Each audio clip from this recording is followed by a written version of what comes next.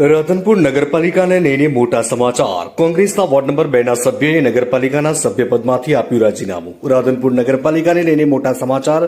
રાધનપુર નગરપાલિકામાં ward number 2 માં કોંગ્રેસ પાર્ટીમાંથી જીતેલ નૈનાબેન કનૈયાલાલ ઠક્કર નગરપાલિકાના સભ્યપદમાંથી આપ્યું રાજીનામું. પોતાના અંગત કારણોસર નગરપાલિકાના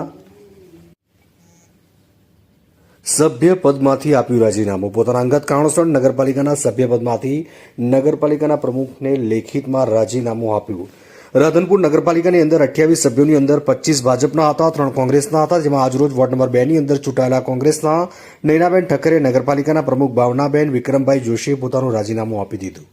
નગરપાલિકા દ્વારા તેમનું રાજીનામું સ્વીકારી લેવામાં આવ્યું. અત્યારે કોંગ્રેસના રાધનપુર નગરપાલિકામાં 2 સદસ્યો રહ્યા અને ભાજપના 25.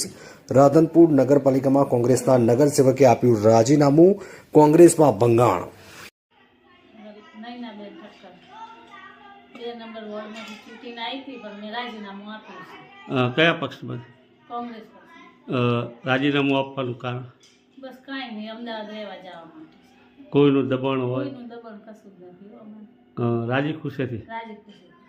એટલે તમારે પરિવાર સાથે અમદાવાદ? અમદાવાદ રહેવા જવું છે. બરાબર. એટલે કોઈનું દબાણ જેવું ના, કોઈનું દબાણ કેવું કશું નથી. શું નામ છે આખું તમારું? નૈનાબેન કનૈયાલાલ ઠક્કર. કયા વોર્ડમાં ચૂંટાયા હતા? 2 નંબર. કયા પક્ષમાં? કોંગ્રેસ.